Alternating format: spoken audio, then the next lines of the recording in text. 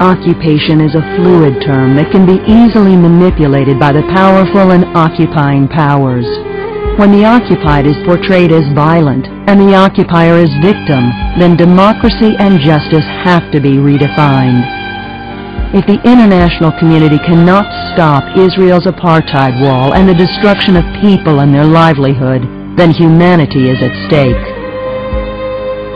In June 2000, and while the international community is pushing to promote freedom and install democracies throughout the Middle East, Israel decides to reinforce its occupation by encircling the West Bank and Palestinian towns with a separation barrier that is meant to choke the Palestinian population and deprive them from their livelihood. Compared to the 96-mile, 11.8-feet-high Berlin Wall that was destroyed in 1989, the Israel Separation Wall extends more than 408 miles and reaches between 6 and 24 feet high. It consists of solid concrete in some areas and a 40-meter complex of trenches 6 to 8 feet deep, barbed wires, electronic surveillance fences, and patrol roads in other areas. The wall, which swallows more than 42% of the West Bank, is in most areas not on or near the 1967 Green Line that divides Palestine from Israel.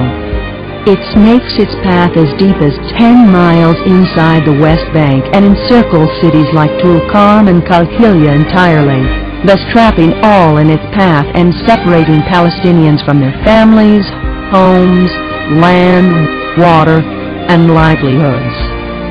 Numerous villages have already been confiscated, 200,000 people separated, 35,000 meters of irrigation networks seized, 11,400 dunams of agricultural lands confiscated, and 100,000 ancient olive trees destroyed, thus impacting life, agriculture, freedom of movement, water usage, and income. By the time the wall is completed, the numbers will triple. The Ramallah district has been totally separated from nearby Jerusalem. It has been sliced from multiple directions. Massive land grab in most fertile areas and expulsion from areas around Ramallah city have occurred. More than 22 villages have been affected and entire communities have been imprisoned. In nearby Budris, the wall has engulfed most of its fertile land, separating farmers from their agricultural fields and leaving more people with refugee status.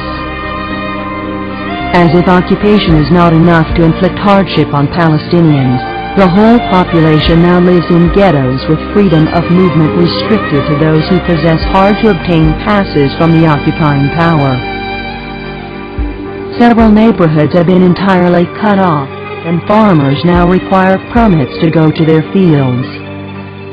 Intimidation by Israeli soldiers and settlers is becoming a daily reality for everybody, and a simple trip to school or hospital is becoming a risky adventure and ordeal.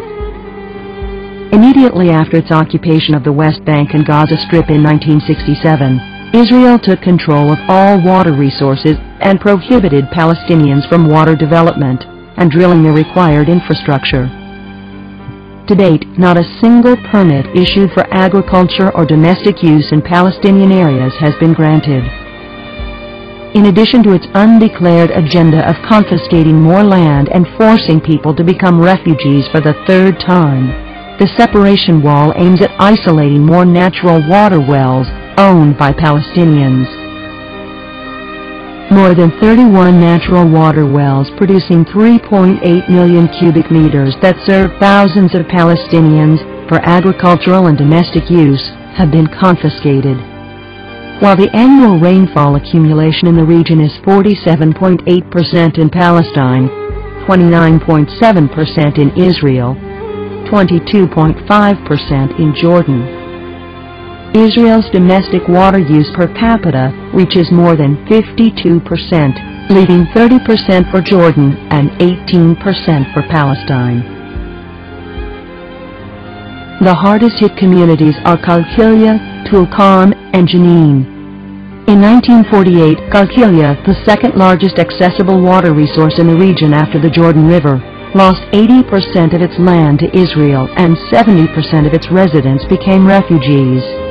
Today, with 34 natural water wells, Qalqilia district is losing 50% of the remaining 20% of its water-rich land to Israel, leaving 36 towns confiscated and 90,000 residents unemployed.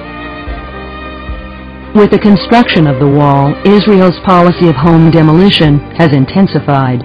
The wall devours everything in its path, including agricultural fields and olive groves, as well as inhabited homes. Since its occupation of the West Bank and Gaza Strip in 1967, Israel has demolished more than 10,000 Palestinian homes as collective punishment, and now the number is dramatically increasing. More Palestinian homes will be demolished to leave room for the wall, and Palestinians are required to foot the bill. The gains for Israel, however, are tremendous. Israel now gained more land for agriculture, land for settlement expansion, total control of all water resources, a direct link to the Jordan Valley slicing through the West Bank, and most importantly, an end of a viable Palestinian state. Welcome to the new democracies of the world. Welcome to the war on terrorism. Welcome to blind justice. And welcome to your tax dollars at work.